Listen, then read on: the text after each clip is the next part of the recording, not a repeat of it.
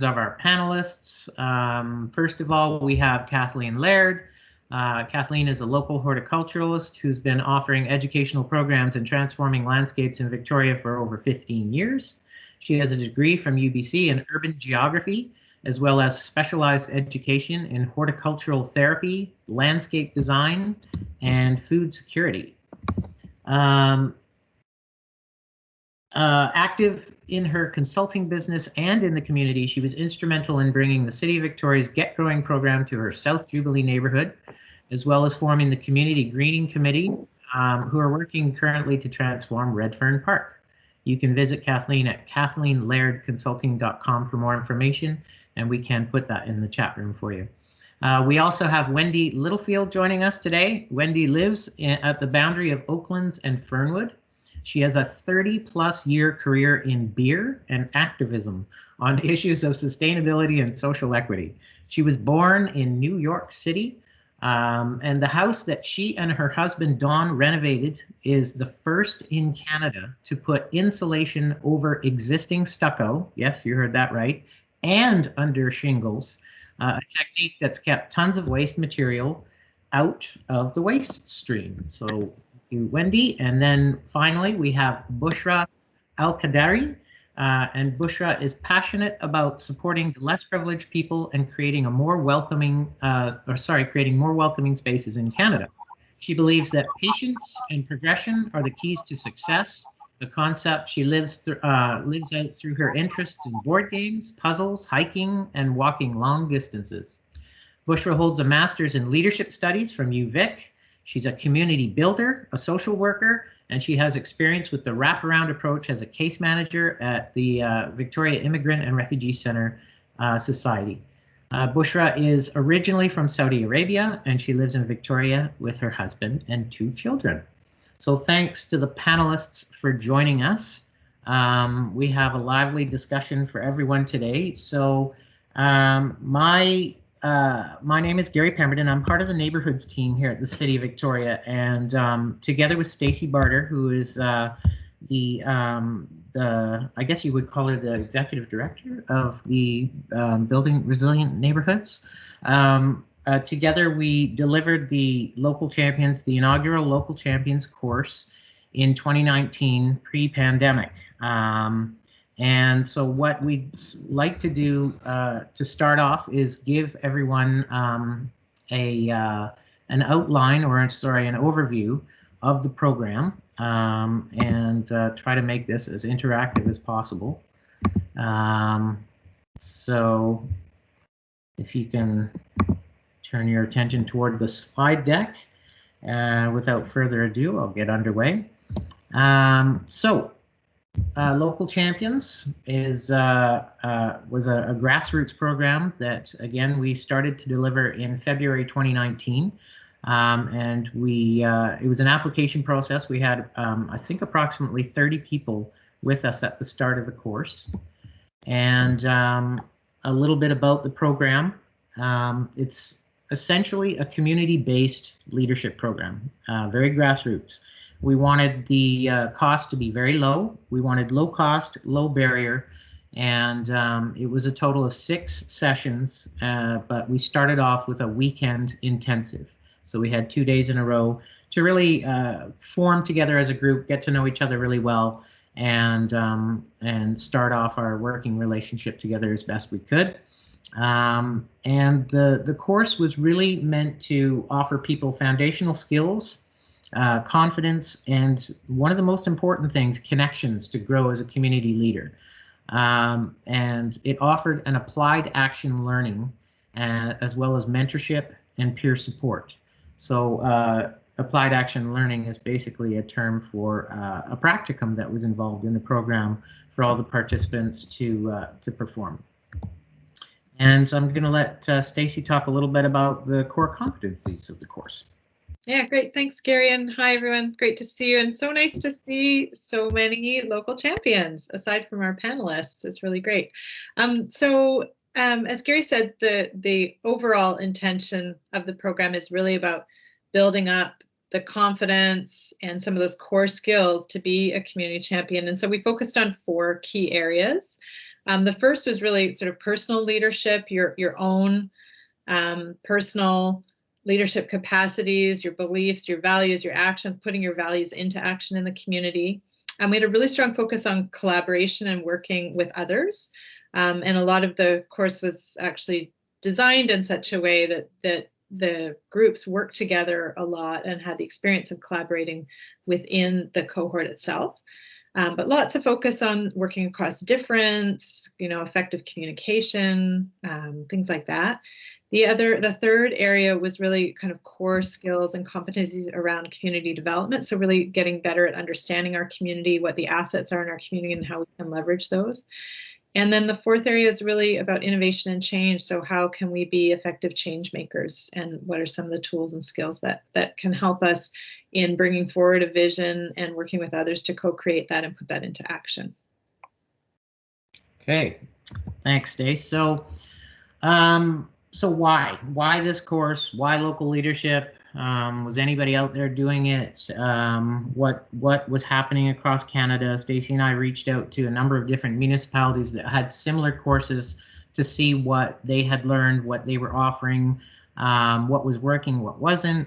But really the why was simple. We need to reach out directly to residents to tap their potential. We have so many amazing citizens who live in Victoria, who have wonderful things, knowledge and expertise to share. So why not bring some of these folks together from all different walks of life and see what they could come up with in a program like this.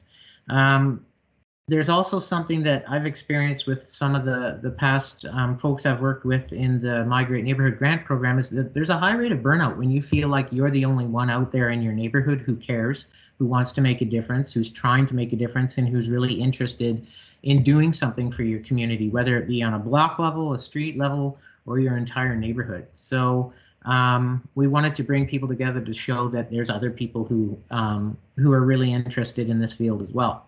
And honestly, some people just need this opportunity or this reason to come out, be part of a group in a safe space and connect to get started, because sometimes even living in a wonderful city like Victoria in Canada, you can feel socially isolated. So offering the opportunity to come out and meet like-minded people through a course that's very low cost and low barrier was definitely a priority for us. And then finally, we wanted to create an alumni of folks that would actually stay connected beyond local champions and come together, continue to build, continue to evolve, continue to expand, but most importantly, come back and mentor the next cohort of local champions that would be coming the following year. So that's some of the rationale we had as to, really why did we want to take on a course like this. And we felt we hit the mark on all these 4 points, and we're really successful in bringing some really unique and dynamic people together who actually in age ranged from the youngest of 16 all the way up to folks, retired folks in their late 70s. So it was a really dynamic environment to learn about each other. I have a video to show you. I probably forgot the sound to toggle my sound on. So let's see. Can we hear that? Well, I'll talk about regardless. This was empty on day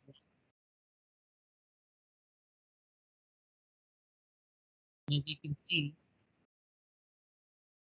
just the kind of people that showed up and engaged from the get. It was really exciting, and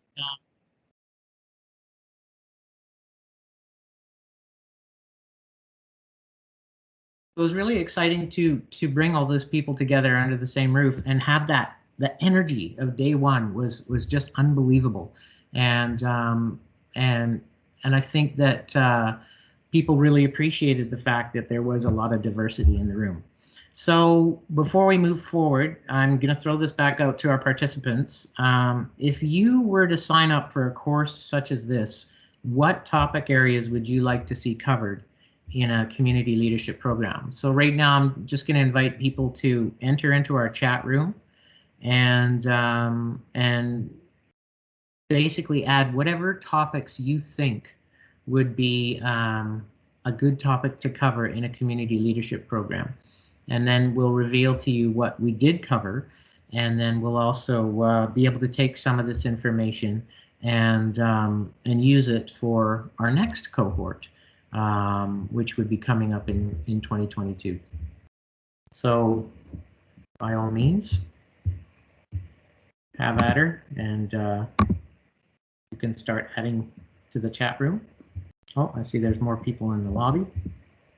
Great suggestions coming in. I'm seeing community collaborations, promoting accessibility and event planning, how to identify other like-minded individuals, GR and PR. Guessing I know what PR, but not sure about GR. Transition streets training. Yeah, Wendy. How does a newcomer to a city begin to build connections other than through groups like this?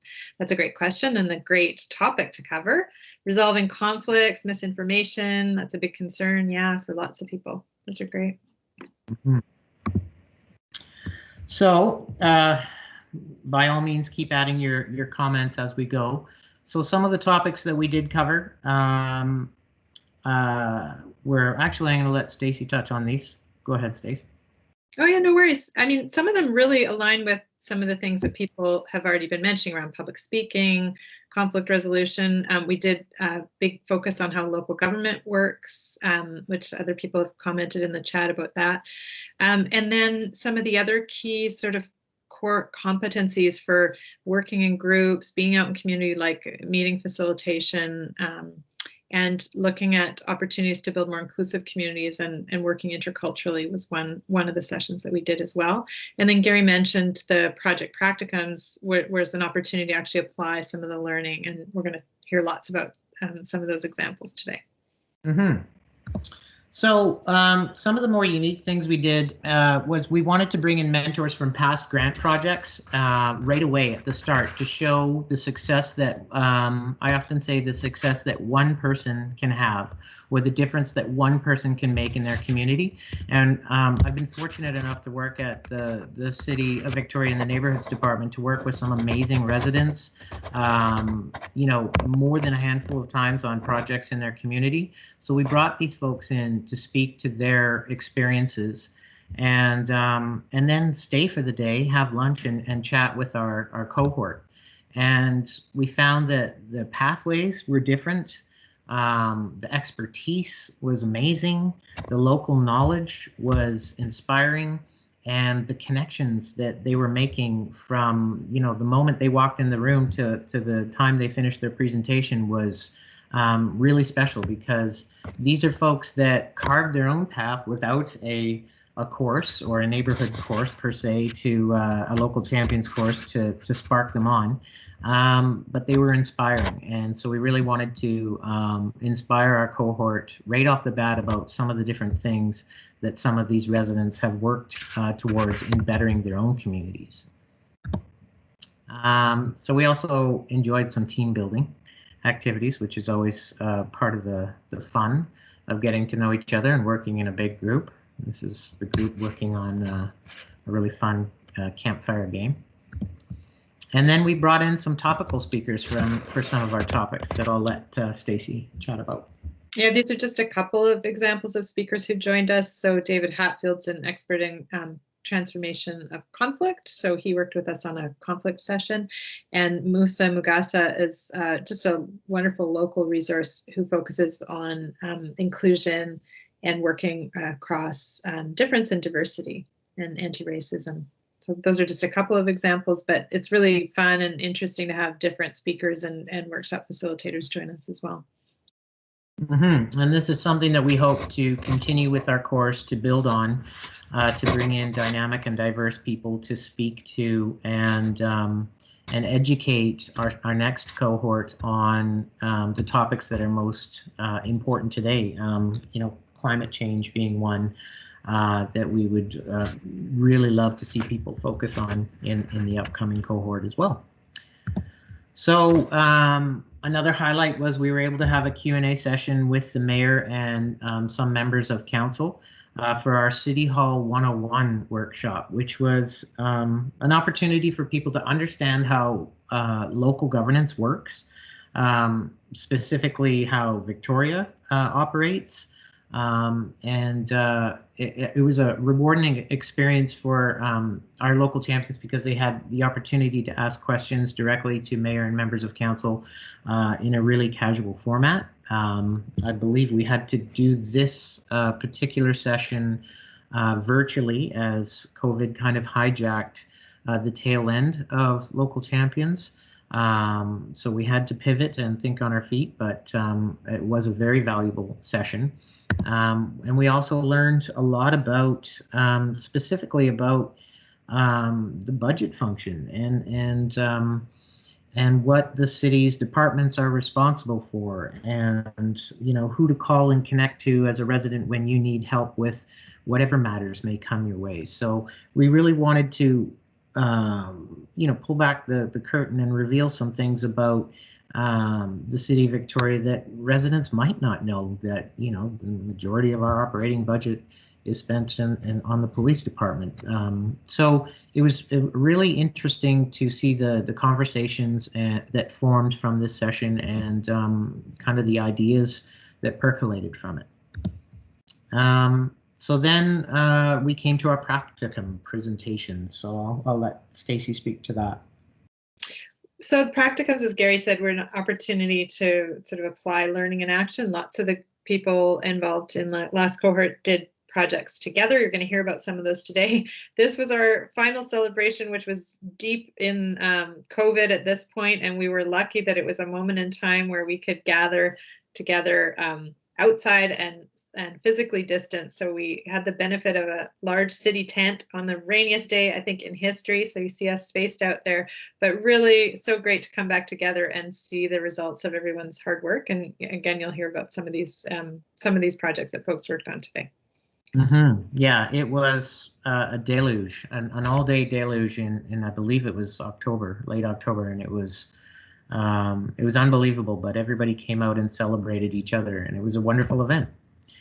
So some of the outcomes that some of our local champions came up with, were just a short list here of some of the projects that folks worked on, and the diversity of the projects were really interesting and unique. Some people chose to do these in small groups. Some people chose to do these as individuals. Some folks partnered up, with people that they hadn't met previously until they started this program. So it was really interesting to see the working relationships formed, and the interesting work that came out of some of these outcomes, and how that work has continued to evolve, as we'll have some of our alumni speak to. But this is just a short list of some of the projects that people chose to take on. And then, so currently what we do is we keep in touch with the Local Champions Review e-newsletter that we send out. And I think we've had about 5 or 6 of these. And it's just a little e-newsletter that we send out to keep folks connected, talk about opportunities that are arising, like participatory budgeting, other grant opportunities, other ways that community members are getting together to stay connected. And hopefully one day we'll all be able to get back together in person so that we can have a lunch together to discuss what we're doing currently in the community. So on that note, another question that you can add to the chat room if you like: if you were to register for a program like this, in what way would you like to contribute to your community? So please take a moment and start filling up our chat room about that. And then I'll the next slide, I'll reveal to you some of the ways that you can get directly involved in your community, having the jump start of the Local Champions program.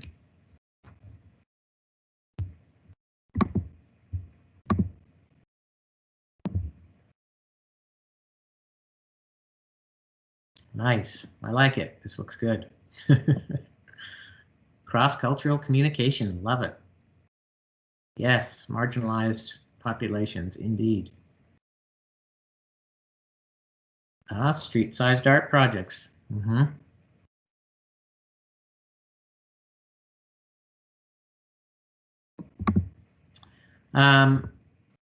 So here are some of the places this course could take you. If you don't already know, the Migrate Neighborhood Grant Program has grants available for placemaking, activity, and community resiliency. Having the local champions course behind you, I guarantee filling out an application for one of those grants will not be so intimidating or daunting.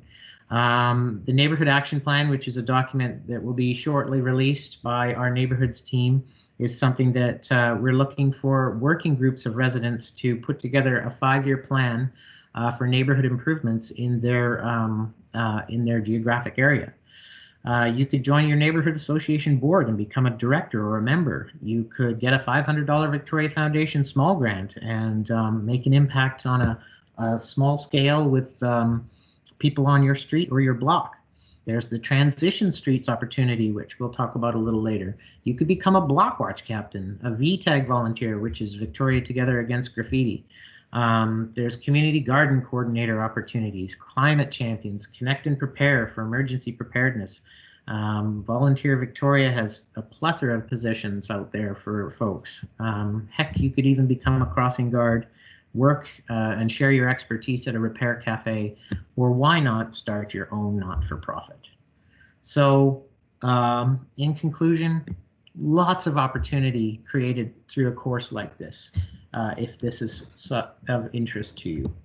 And ultimately, when it comes to the mantra, so many times I hear about people complaining, or neighborhoods in residents complaining about, oh, did you see what they did to our street? Oh my gosh, what's going on? Well, through the local champions course, we want to change that mantra. We want to say, instead of look what they did, look what we did. So that is the end of my slideshow. And so now what I would like to do is stop sharing and introduce Kathleen Laird, who's one of our alumni, local champion alumni, and she's going to take you through her personal experience through the course and beyond. Welcome, Kathleen. Hi, thank you. I kind of like going first. First of all, I'd like to thank you for the opportunity to share my story, and to the city for the vision to offer this program. I'd also like to thank our inspiring teachers, Gary and Stacy, and also the cohort of students who completed the program while we were adjusting to the early challenges of lockdown in March 2019. The main goal of the program for me that were valuable was learning more about leadership, collaboration, and working within the community for innovation. I can go on to the next slide now. So I'm happy to share my story of how this program shifted my thinking from an armchair expert to a community champion. I'm not really sure what I was afraid of, but I do know that this course gave me the knowledge and the support and the courage to make real change in my local community. I just wanted to move to the next slide and share some of the skills that I felt that I learned from this course. It helped me to understand my own neighborhood, which is South Jubilee, through real life examples of the people that Gary showed you in his presentation of successful local projects, and how to put that learning into action through some of our group projects. Also, of course, learning from our teachers and understanding the skills that we already had within us that we could use. And building on the resources that we got during the course, and learning from the other students. I also understood the importance of a diverse group voice, and the knowledge of how government works and the city structure was really important, with deadlines and funding opportunities. Also learning how to be a leader while maintaining a collaborative voice. So I'll just move on to the next slide. So I'll briefly describe how I was able to put my learning into action one small step at a time by developing and implementing my community project. Next slide. So I would say from 0 to 100, because even though I was active in my own small business, I wasn't really doing anything in the community. Because COVID was underway, I started with a neighborhood check-in just on my street. And I was so impressed by the overwhelming response that I received from my neighbors. It inspired me to collaborate with the City of Victoria to offer the Get Growing program in my neighborhood as well. And the city's food systems coordinator linked me with other like-minded neighbors, Mark, Aaron, and Marcus, and we formed the South Jubilee Greening Group. And I'll tell you a little bit more about our progress in the next slides. So when I started on my own during COVID, it was such a simple gesture, which was suggested through the program. COVID interrupted our program and obviously our neighborhood. So I was trying to find a way to pivot and bring some of my knowledge to the neighborhood. I have a background in horticulture, so I decided to use some of the funding from the program to buy some local native plants, edible herbs, and veggie starts. I attached a little friendly note of thinking, I didn't know everybody on my neighborhood, and I left a pack of free plants, like two packs of plants on 40 doorsteps on my street to let people know I was here to help with anything they needed, support, but most importantly, my horticulture knowledge for free, and encourage them to plant these plants as a way to start Get Growing. In our neighborhood. And, I realized, even though it was only 40 houses, how many people I didn't actually know on the street. And for weeks and weeks, people recognized my picture and they thanked me because I did it anonymously, like I didn't knock on people's doors. And it was just that one little step that turned into a much bigger process, as you'll see from the next slide. So once I realized there was interest in our neighborhood and the City of Victoria had their awesome Get Growing program, I decided to use that along with two of my other students from the course. We decided to get involved in the Get Growing program, and we coordinated it for our neighborhood. And you'll see on the top right, there's Kim and Donna who helped me with the program, and they continue to volunteer this year, which was awesome. And they don't even live in our neighborhood, so they are still committed to helping us grow in the neighborhood. So I took over the primary coordination of the program for our neighborhood. And then this year I applied for a My Great Neighborhood grant and received $5,000 to offer extra resources at that Get Growing. So I gave out 75 kits that had native and pollinator plants, fruit trees, herbs, grow bags, and compost, as well as links to free information. And again, I just want to thank Kim and Donna from our course for continuing to help me with that program. You think, we can move on to the next slide, you think that I would have had enough and I'd stop there, but the demand was still great in our neighborhood for me to keep participating, and there was still more work to be done. So I joined South Jubilee as a board member, and I also helped with a few other neighbors to form a community greening committee. And we successfully received 2 grants from the city to help advance our ideas to propose. We wanted to make changes to Redfern Park in an underused area. It's a very popular park. There's a large playground, there are established trees, there's a dog park, but we felt that it was a park that could offer some more community engagement spaces, some opportunity for education. So if we go to the next slide, I'll show you our proposed plan and where it's at right now. So this is a plan that was put together by our group, Aaron, Marcus, Mark, and myself. And it's currently in the consultation phase. And for another few weeks, we're asking for community feedback, and there'll be links for you to be able to find out a bit more about this. So the key design features include an accessible path, some covered seating, native and pollinator plants, informational signage, shared seating, games table, a reflective area, and a demonstration garden bed and public art. So far, this project's been received very positively, and we're quite certain that we'll be able to put it into action next year.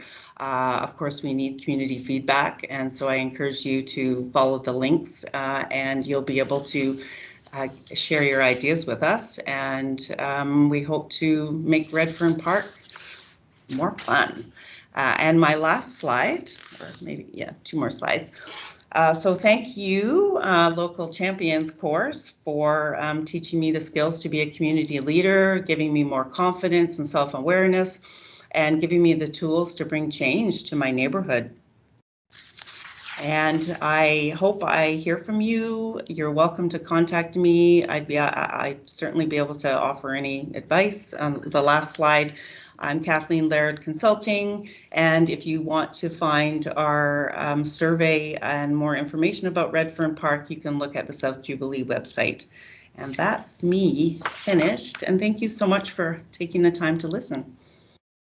Yeah, that's awesome, Kathleen. Thank you so much. I love the fact that just a few little plants can make such a connection in a neighborhood, and you become like this local celebrity on your street because you're coming in and teaching people how to plant something in their backyard, or where to plant it and what to do and how many times to water it. Because like myself, I planted my first garden this past summer, and you learn so much, but when you have a local expert come in and teach you, there's some efficiencies that can be created, and then your jalapeno plants don't turn half black when you overwater them. So I think it's fantastic that the evolution of where you started and what you're doing now is amazing. So thank you for that presentation. That was great. And now we're going to turn it over to Wendy Littlefield to speak to her experience. Well, before I do, Kathleen, that was just so beautiful. Just the opposite of burnout, right? How you kept doing something and then doing more and now producing a whole park for a plan for the neighborhood. It's fantastic. So I have been very lucky. I have not had to do Zoom meetings much in the last 2 years. So forgive me for not being terribly fluent in it. And thanks to Kara for putting these slides together for me. I'm very glad to be part of this presentation. I'm relatively new to Victoria. I've been here for 4 years, so I want to say to people who may not have lived here a long time, don't be worried about jumping in. And I want to echo everything that Kathleen said in her first 2 slides. I don't need to go over the same things that you'll learn, but everything she says is true. And a big shout out to Stacy and to Gary, because they made the sessions a lot of fun. You were committing a whole day often on the weekend, and you might groan and say that's not possible, but we would leave those sessions with our heads stuffed full of new knowledge, great food, and they were a lot of fun. The way this all started for me is my husband and I bought a house on Fernwood Road. And it was not in great shape. And everybody who was going to, well, first I should say we pivoted. Bush was going to talk to you later about the project that we ended up doing together, which was the kindness hampers. But I had come into the Local Champion program wanting to figure out how I could encourage more people to take action to reduce their carbon footprints with their old houses, using my own house as an example. So we bought an old house that was super leaky and inefficient. I guess we should go to the first slide now, which is the house before. And I built a website to chronicle the whole process that we went through, taking the house from leaky old house to hopefully completely net zero. So I hope that the Community Champions program was going to give me tools to figure out who to connect to and how to connect within Victoria, because I've done a lot of advocacy work, but not here. And my wishes more than came true. So let's go to the next slide, which is the before picture of the house. So there it is. And when we began to go to the city to seek information about how to learn about what was out there to help us we were embraced by the city of Victoria. And when we said we're going to try to get to net zero, the mayor named us climate champions. There was a first cohort of that was almost coincident with the first cohort of local champions. And I thought that was terrific, so nice, but did I really deserve it? So I wanted to try to figure out what I could do to merit the honor. There were 33 of us climate champions. And I thought to myself, well, if each of us could convince 33 other people to take action in some way in their area of interest, then suddenly we'd have 1,000 people taking action, and that would produce meaningful difference in the city. So I came up with the idea of the website and say, through this website, I'm going to help 33 more people take action. And then we go to the next slide. So there's the before. And this is the after. And it looks pretty, but what's even more important is it's extremely performant. So let's see. I set up the website in terms of metrics and systems, recognizing that most people taking on this kind of assignment might not be able to do it all at once. So you can look at windows or heating systems or insulation or anything else having to do with the house and sort of pick the thing that might be relevant to you, solar panels. Okay, next slide. This is just referring to the fact that I learned about the local champions program through community champions. Okay, we can go to the next one. So this is what happened with the house. We started at 292 gigajoules per year. We had an oil tank. The house was very inefficient, even as old houses go. And then after all of the renovations that we got to net zero. So I actually have a bill every month from BC Hydro for $13. That's just a hookup charge, and they actually owe me money because I put more power into the grid than we take out. So I'm waiting for that nice big check to come in. Again, because we learn so much along the way, I try to put our learnings in just regular speak. I'm not an architect, an engineer, or contractor. I just want to show what our experience is and help other people to do it. So we can go to the next page.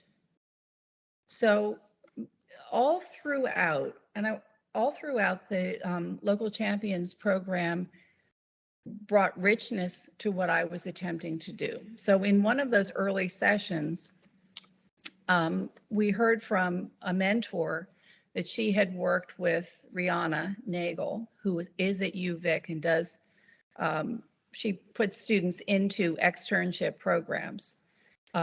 So I heard about Rihanna, I reached out to her and said, do you think that students at UVic would be interested in chronicling what we're doing with our house? And she got in touch with Cam Owens, who teaches a sustainability class. Ordinarily, that class would have gone to Copenhagen to do their field work, but because of COVID, they couldn't go anywhere. And so they got assigned to my house. And the kinds of infographics and studies that the students did added a lot of wonderful content to the website. Okay, next slide. And then we're talking about transition streets already. I had sort of bookmarked that as something that would be fun to work on, but was limited by COVID. It's something I'd like to go back to now that the house is finished, and if we have more opportunities to get together, I will pursue that in 2022. But in the meantime, when we couldn't get people into the house to show them what we were up to, because I was going to be doing workshops with school groups and interested parties, we decided to put a big sign on the house, which I guess is the next slide, I hope. Yeah, so it says we're making this old house net zero. There was a lot of commotion around the house for a period of almost a year and a half. We spent a year and a half researching how to do it, and a year and a half building, and a year living in the house before we did anything else. So that's the 4 years. But by putting the sign on the house, I think it sort of piqued interest in the community, and people would stop by to ask questions or talk to the contractors. So it was just another way to say we're open to have conversations with you. All right, next slide. Another thing that was really key is we put a book box on the site, and we stocked it with books about green renovation, at least initially. Now it has all kinds of books in it. And the book box, I can't overemphasize the importance of that to making people sort of loiter with intent, feel comfortable asking questions, and about where'd you get your windows from? Tell me about that solar. What did that cost? And then it just demystified the whole thing. And there is a beautiful program, the Little Free Libraries program, that's part of the community placemaking project, that if you don't have a book box and you like people, do it. So let's see. Then next slide. So again, in terms of pivoting from what I thought we would be welcoming people into the house and showing how the science experiment worked, we couldn't do that. So I said, well, I'm going to reach out to the suppliers of systems to the house and ask them to do case studies. Because if I know the people on my block, or I know certain numbers of people within the city of Victoria, and I have the website, I still don't have a huge audience. But once I start to work with the solar system people, or with the window manufacturers, or Mitsubishi heat pumps, they have hundreds of thousands of people that they communicate with.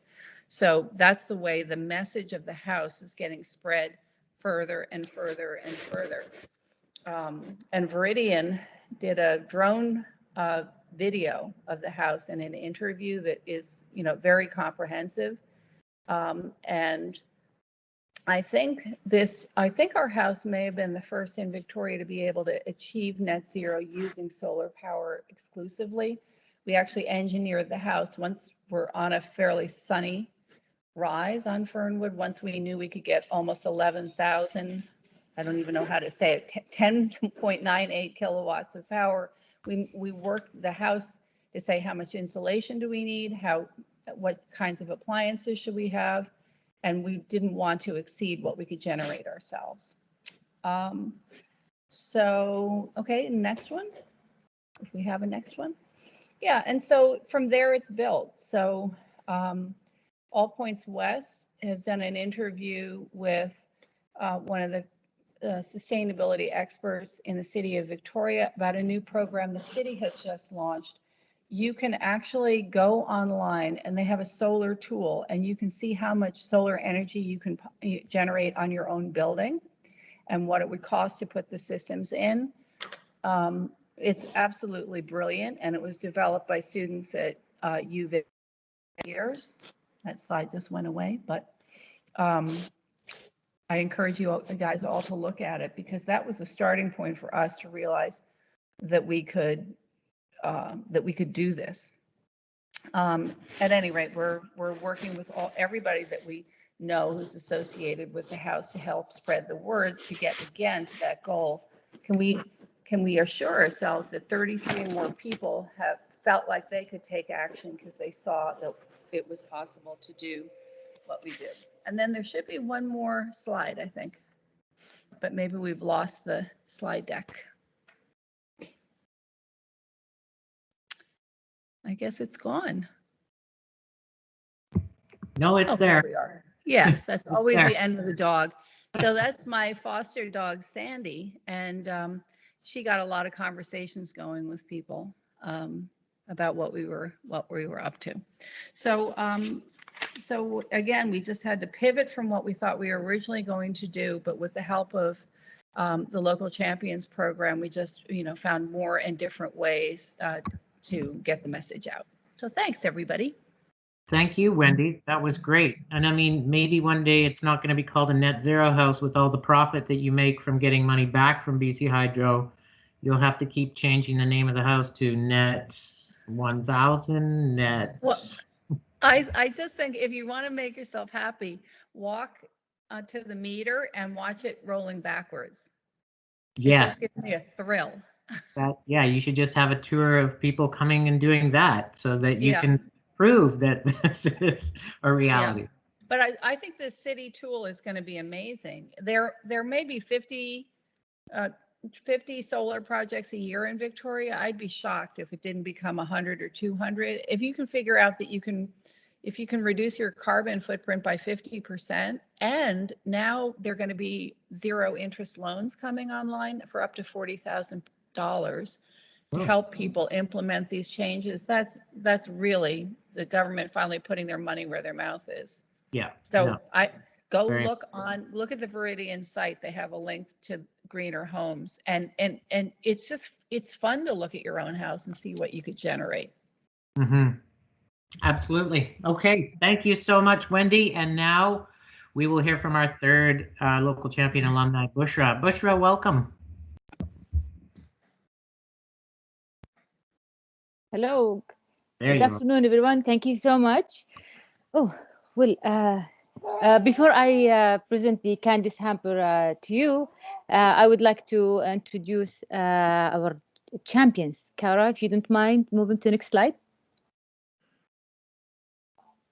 So meet Amal, Firouz, Joshua, and Wendy. Wendy, you just met with her. She presented before me. I believe Joshua and Firouz are here with us. And Amal has some family commitment, so she wasn't able to join. So since mid-March, when everything almost shut down in Victoria, as everyone is not sure what we are facing with, many community groups and local businesses started supporting the vulnerable population and people in need. International students actually are the ones who are left behind when living normal life wasn't normal anymore because of COVID. So they are left in limbo, dealing with social isolation, without support system, away from their families, familiar food, language, and culture. Therefore, Kara, next slide, please. Therefore, we decided to provide them with food hampers. We provided food hampers to international students who are not eligible for the Canada Emergency Response Benefit, unable to work, and who don't have any kind of support during this pandemic. Next slide, please, Kara. So we did that because we wanted to send a strong message that Canada is a country where everyone is welcomed and cared for, regardless of their immigration status. Another thing, we wanted the students to make sure that they made the right choice to pick Canada as the destination to further their education. Also, it's important to support them because of their valuable contribution to our economy, and they are the future permanent residents and Canadian citizens. I came to Canada on student visa, and now I got my PR last year. Also, it's important to reflect that on the global image about Canada as the most welcoming country in the world. So, next slide, please. Yasmina. So I would like to share with you some of the stories that students shared with us, and we were shared with local businesses and some grocery stores. The first one that really spoke to me the most is about one student from Taiwan. She said, all my part-time jobs ended at the end of March 2020, and now there is a very little job available on campus. I have visual disabilities, so I cannot get more work, requires using a computer in addition to my studies. On top of that, my living cost has gone up significantly as I lost access to food offered by campus communities, and the pandemic prevented me from shopping around. I only get the on-aisle, on-sale items and the lower,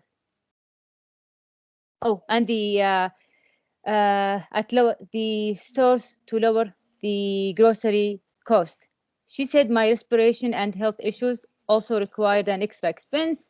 I'm having a lot of stress and anxiety due to my financial situation. I cut my phone service to lower the living cost, so I currently don't have a number but can be accessed through emails. That is one student. Another student shared with us that she was actually planning to travel home in summer, but now she's stuck with unplanned rent and tuition. And she just arrived to Canada on December 26, 2019. One of the students from Nigeria arrived in January 2020, like 2 months exactly before COVID. She said, the challenge is that I barely have enough to buy groceries after paying rent and other outstanding bills. My work hours were reduced due to the pandemic. I now work 10 hours a week. Last story that really spoke to me is a student from Zimbabwe.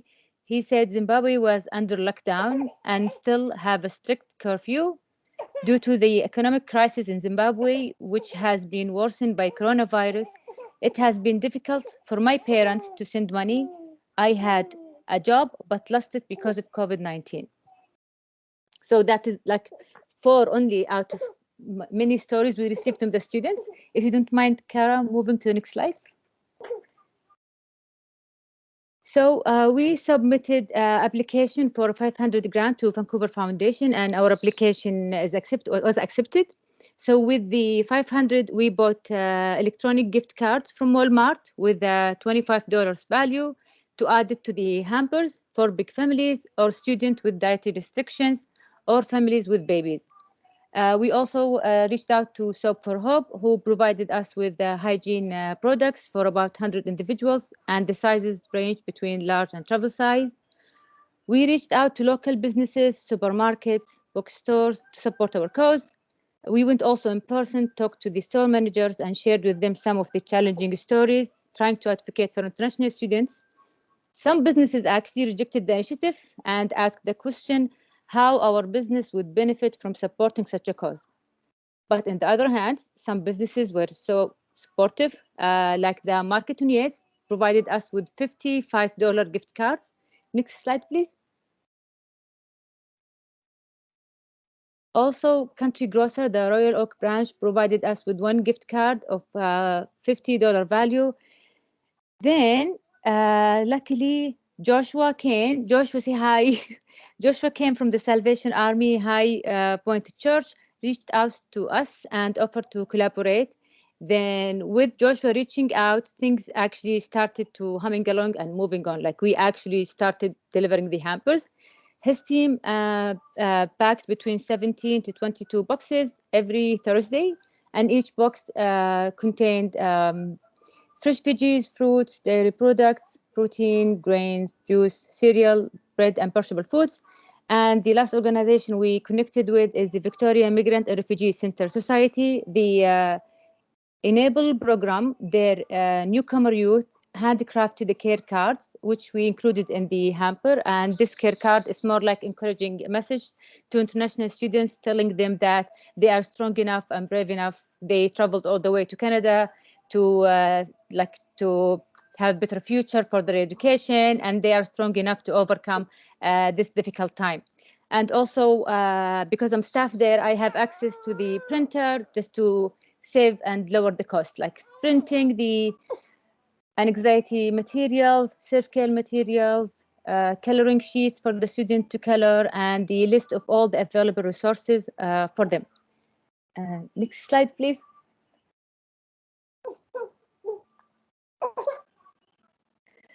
When we started the Kindness Hamper, we wanted first to start with our personal connection with some international students to spread the word and collect as much data as possible to create an estimate of the needs and timeline for our project.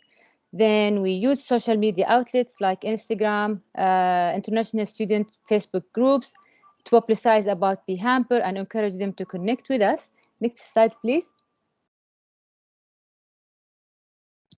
Kara, next slide, please. So in about 2 months, about 300 email, between 30 to 80 phone call, 15 shopping trips with 7 deliveries between James Bay up all the way to Souk, along with Colwood, Langford, Happy Valley, about 78 hampers delivered to 61 international students. 3 of these students are single moms and about 8 families, and the family is as big as 8 children or as of 2 children. And all these students came from 22 countries with about 400 kilometer in mileage. So all together, the team members, we invested about 154 hours working on this project. It's important to mention that most of the students we helped were new arrivals coming to Canada between December 2019 and January 2020.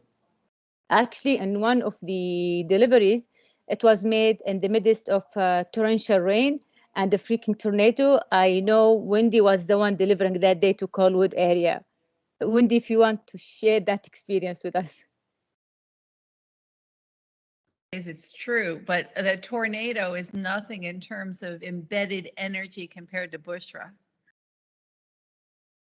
You really coordinated so much, and it was, you know, at a time when one other point I wanted to make is this about the whole program is a lot of us were isolated. I was isolated in Canada to finish the project. I didn't see my husband for 11 months, but I had so much to be positive about because of you guys and getting my house finished that, you know, it was all good. And the kindness hampers were really a lot of fun. We met great people along the way. And yeah, I'm just glad I landed in the group with all you guys. Thank you, Wendy. Kara, next slide, please. Just forget about Yasmin. I think she's snap time. Bad timing. With every delivery, my email will flood with emails from students, either they telling us how grateful they are, or other students who really wanted us to deliver hampers to them. So I divided this into 2 groups, the impact on students and impact on higher education. So Kara, next slide, please. So these 2 are roommates, Amy and Trusha. I believe Amy is the one with the hamster, and Trusha is the other one with the smile card. I highlighted in red the things that really meant a lot to me. They said, I feel happy to know that during this period of crisis, help is available far from home. Next slide, please. Smina, come on, خلاص, please. Sorry. I can't mute her. I'm sorry. That's okay, Bushra. Then there is Gomez from Mexico. He's one of the students who received the first delivery. He said, at that very moment, I had less than $5 in my account and the fridge was almost empty. You can be sure that you changed someone's life. Everything you gave me is being used. It helped a lot. You have no idea how much. Thank you again from the bottom of my heart. Next slide, please. Then Pai Ling from Taiwan, she said, it was the first time in recent months I feel I will have enough food and also good foods to eat for a while, and I don't need to worry about getting grocery for a week or 2. I truly appreciate your help, especially making me feel that I am not living alone in this foreign country. Next slide, please. And Serena, Serena, she's here with her 2 kids, no job, and she's away from her husband, who's stuck in Turkey and can't travel because of the COVID. She said, despite all the challenges I faced during these uncertain times, your strong message today made me recall that I made great decision to choose Canada as a new home. As you wrote in your notes, yes, regardless of our status, we are part of the community and we are in this together. It's important to mention that before coming to Canada, she have working experience for 15 years in international education, promoting countries and students to study abroad in different universities outside Turkey. So she said, I will surely share my experience with global organizations and explain why Canada is a great country to study and live. Next slide, please. Yes, and Sanissa from Mauritius. In her email, she said, I was living in a basement suite, which got flooded and had to urgently look for another place. And with COVID-19 compelling us to stay at home, made it worse as I couldn't work. All of this were causing mental distress, preventing me from focusing on my studies. I was overwhelmed as the hamper had everything I needed. And you see here in the photo with Sandy, Wendy's dog. Following slide, please. The words of our initiative get to administrators at Kamosin College and UVic. Next slide, please.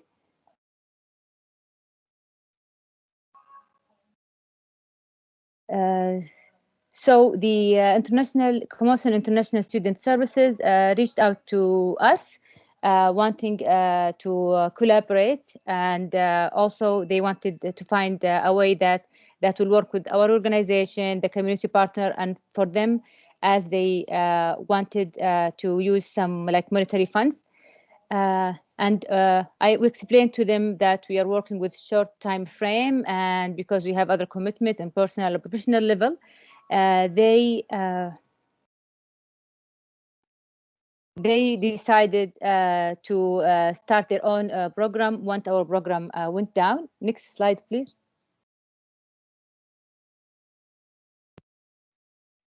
So they started their own hampers, and these photos are taken from their Instagram account, Kamosin International. They started delivering their own care hampers to the student, in which the student would register for it, and they will come either pick it up or they will deliver it to them. Next slide, please. At the same time, I connected with University of Victoria with a University of Victoria Student Society with Deepiang Nang. He's the Director of International Student Relations, and I talked to him about the Kindness Hamper, and we are doing this as part of our project with local champions in the city of Victoria.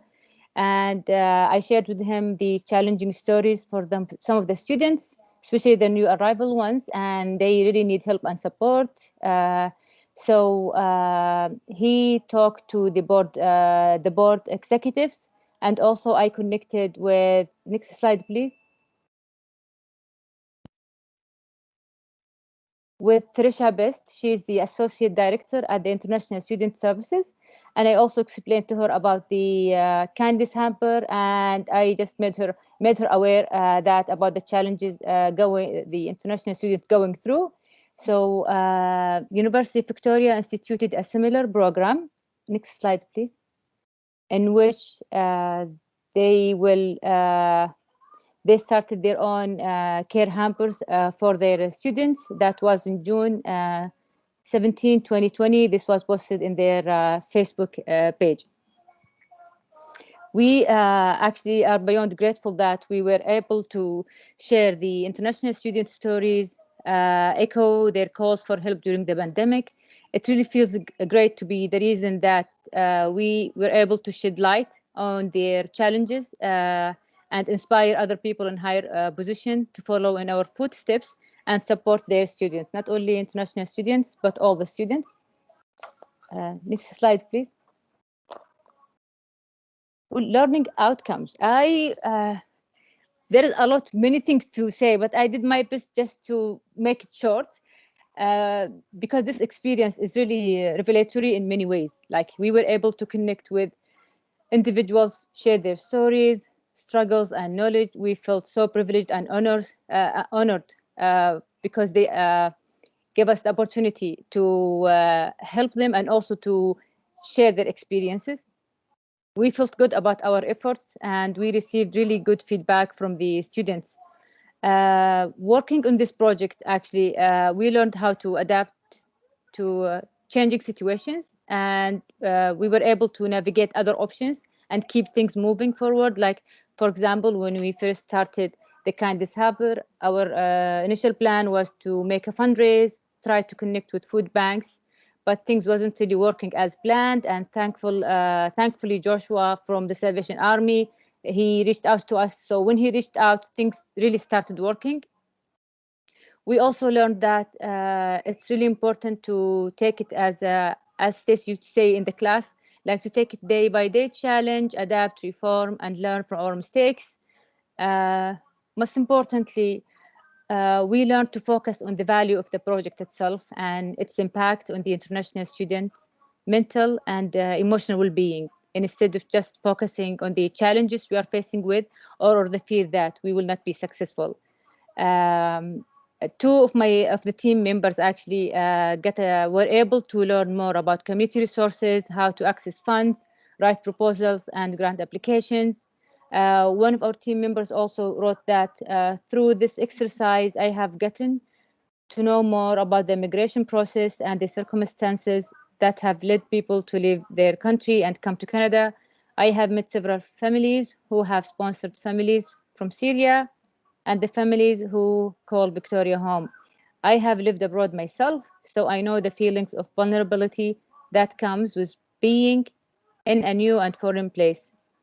In terms of the cohort itself, actually speaking about myself, I privileged enough to meet with Stacey and Gary, who really made the class so fun, energetic, interactive. Honestly, the day I leave the class, I look forward for the next session just to attend, because I will meet great people, wonderful individuals. I get to connect with them, with some of them, form some connection, and I hope this connection will continue. Also, to mention that local champion introduced me to other people from different organizations. For example, Joshua, he works at the Salvation Army, and I work at Berks. Both of us work in the same field. And after the local champion program finished, I connected with him in different projects, and looking forward to connect with him after when I go back to work after I finish my maternity leave. Next slide, please. And that concludes my project. And you see in the middle Joshua and his beautiful wife Casey. And just so you know, we maintained social distancing, but Joshua, that's his wife, not a team member, not local champion, but she's local champion in a way. Thank you so much. Thank you, Bushra. That was awesome. On that note, Bushra, the first question I have in the chat is actually, how does a newcomer to the city begin to build connections other than through the local champions? So do you have any suggestions? As a newcomer, how to build a connection with people? So if you don't mind, just because my brain is with the TV and with Yasmin at the same time, if you don't mind repeating the question. How does a newcomer to the city begin to build connections? Well, my first suggestion is to if that person asking is like a student, I would suggest going to International Student Services. I did this myself when I was studying at UVic. I started volunteering with the International Student Services. That helped me just to go out of my comfort zone, speaking English more often, have confidence in my speaking skills. Even that was at UVic. And after UVic, I started going to nonprofit organization, like there is Berks, there is ICA, they have newcomers. There is also groups on Facebook, and they are quite active, and they support each other a lot in the groups, either through nationality or the religious beliefs. It's a lot everywhere. And I noticed that people are more active on Facebook here compared back home in Saudi Arabia. Okay, thank you. Kathleen, I had a question come up here for you. And it was, historically, what did you understand was the reason your neighborhood needed greening and community engagement? I don't think history-wise, but I guess just every step that I took encouraged me to do more, because people wanted more. You know, people would come up to me, run behind me on the street and thank me for the tomato plant, you know, 4 months after I gave it to them, because they'd never grown a tomato plant before. Then that person came to the Get Growing each time and participated in the extra growing kits and gave us feedback for the community park. And being on the board let me hear the voice more of the community instead of me just staying in my house and not listening to people. there was interest in expanding Redfern Park and adding some of these features that we did, like a community raised garden bed and some more places to sit for people who didn't just have kids wanting to play in the park. We wanted to make it a bit more inclusive to other people and to add native and pollinator plants. So it was just really a process of hearing from people and expanding what we could offer and apply for different things. Okay. Stacy, if you're there, wanted to see if you wanted to chat a little about transition streets and maybe just a brief overview of it. Oh.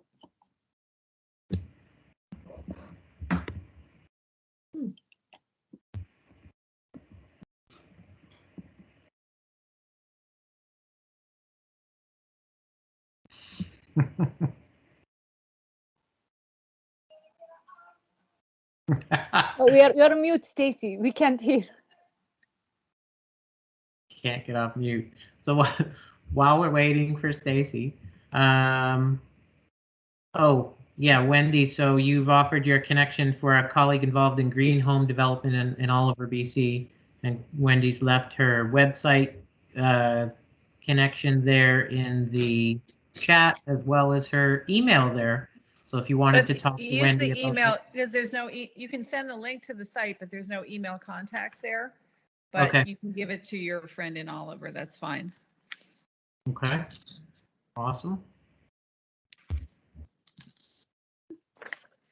Oh, and there was another question, Wendy. How much did it cost for net zero? I know that's Well, I'm gonna be squiggle and wiggle. It depends. It really does depend. So our solar system was 25 grand. The heat pump was 25 grand. The installation was probably quite a bit less, but there was labor associated with it. And the windows were 40,000. And then there are rebates for about 11 grand that you can get back. So if you add those up, those are kind of unavoidable costs. And in terms of bang for your buck, installation and the heat pump are the first things to look at. They're not glamorous, but it will bring your bill down. And then if your property is set up to do solar, now that there were no solar rebates when we put it on our house, but you know, you'll reach payback before too long. Does that help? I think so. Yeah. I had another question from S. Guest. Would the program be suitable for people who want to start a for-profit initiative that focuses on improving the community and giving back, but not in a charitable type way? Yes, of course. Anyone who is interested in making those community connections, we would not exclude you if you had a for-profit venture that it certainly, as we move towards a greener community, as we move towards, climate change and the impacts of climate change, we can't assume that everybody is going to offer services for free, but it's still a great way to make community connections in that regard and probably learn something about, how micro communities work in Victoria as well on that level. Okay, Stacy, are you ready to? Yeah, sorry. I don't know what was going on. I was trying and trying and trying to unmute. It was like I don't know, cyber universe was not cooperating. But yes, Transition Streets. So Transition Streets is a really cool program. In fact, one of our local champions who's not able to be here today, Jack Meredith, and a bunch of his neighbors implemented it on their street. And so it's a program where neighbors come together basically to look at energy efficiency, but also sustainable living opportunities. And so there's modules on things like food security, energy efficiency, waste, water, etc. And it's a great kind of do-it-yourself program with a guide that neighbors can work together on action projects. And I put a link in the chat of the work they did on McCaskill Street, so you can see some of the really cool projects and energy savings that came out of the work they did together. And at Building Resilient Neighborhoods, we have the full curriculum available, and we're also able to offer some support if anyone's interested. And in fact, our Resilient Streets program is sort of it was sort of birthed out of Transition Streets. It's sort of like a smaller, like we say that take a dip, take a dive. Transition Streets is the deep dive, and Resilient Streets is opportunities to help neighbors do maybe smaller projects together as well. So you can feel free to check that out on our website as well. And the other, actually, I'll just mention, Gary, I did also put a link in for Connect and Prepare, which is if people are interested, particularly in impacts of climate change. That's our partnership with City of Victoria's Emergency Management Division, where neighbors come together and look at emergency preparedness and climate resilience together. Awesome. Yeah, there's so many great ways to get involved. If you have any other questions for any of our panel members or myself, please fire it up into the chat. The next Local Champions cohort, if you are interested, please email myself at gpemberton@victoria.ca, and we will definitely send you out the information. It is a program that you apply, you fill out an application for, because we need to know a little bit about you. We do give the majority of the spots to residents of Victoria proper, but if you live in Esquimalt, if you live in Saanich, even if you live in the West Shore, you are still welcome. So if you are tuning in from outside of Victoria, do not feel left out. We do have space for you. There is a cost to the program. We don't know what it will be. I don't believe it was more than $150 the first time around. Again, very cost effective as to what we're offering. We do supply food for the group free of charge for each session as well, because we always felt it was important to break bread together and to stay together and to enjoy each other's company socially as well. We are looking forward to the day we can bring people back together under one roof to feel that energy of having, 25 to 30 people excited, meeting each other, getting together, doing workshops together, presenting, listening to each other in the same space. So our goal is February to start our next program. Yes, cold, dark February. We will shine a light on you and run for at least another 6 sessions. And have a practicum or some sort of working project that you can, again, either pair up with someone, join a small group, or if you have an initiative you want to do yourself, you most certainly are welcome to. And you can share this information with all your friends, family members, whomever you would like. Again, we had folks as young as 16 sign up for this course, which was fantastic to have young people involved, as well as a variety of different generations represented in our course, and as well as cultural ethnicity. So it was really a wonderful melting pot of folks across the spectrum to get together and get to know each other. Yes, we will definitely put that information in the chat if you want to get on our notification email distribution list. And yes, we do hope COVID cooperates, Stacy, for in-person workshops. So in closing, I'll open the floor for anyone else who would like to say something. We had some of our other local champions join us. Feel free to share your voice with us right now in our final few minutes. If you would like to contribute, we'd love to hear from you. Other than that, I can tell you that the Migrate Neighborhood Grant Program is still open. We still have money in our coffers. If you are interested in a grant of up to $1,000 for a community activity, up to $5,000 for a placemaking project, or you have an idea for community resiliency, which is the new category we've added in the grant program. We have changed, we've removed the term COVID from it, yay, and we will now call it community resiliency, which will offer funding towards projects that kind of fall through the cracks and are not necessarily funded through other grant streams in the city. So do read our policy on those, and we can give you some more information on the city's website, or you can talk to myself, Kimberly Stratford, or Michael Hill, the other neighborhood team members, about that. So I've run out of, I think, questions on our chat room, as it were. So I'll just like to thank our panel members for sharing their stories. And we will look at you to come back and mentor this next group and talk about your experiences. So save your presentations.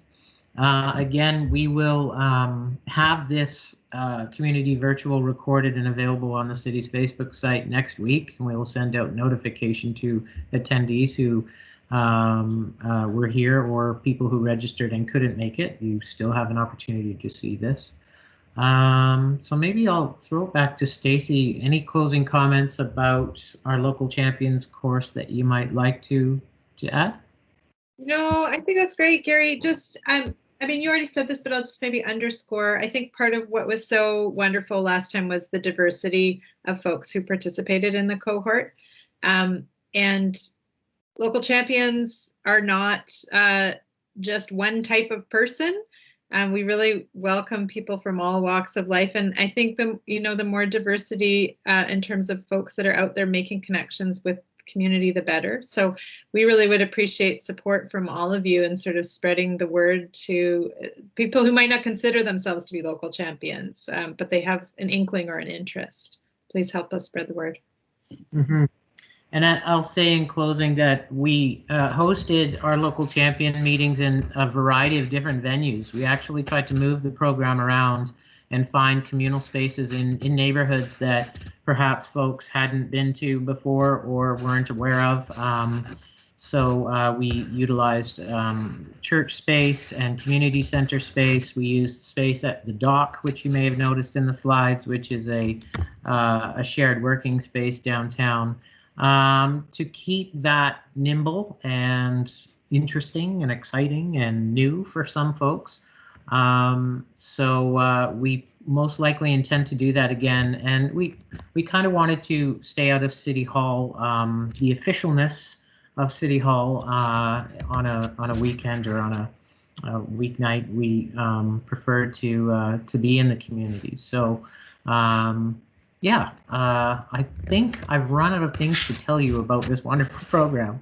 So with that, I will bid you all adieu 3 minutes early, and thank you for coming out. Thank you to our panel members, and have a wonderful rest of your Wednesday, and we'll hopefully see you all again soon.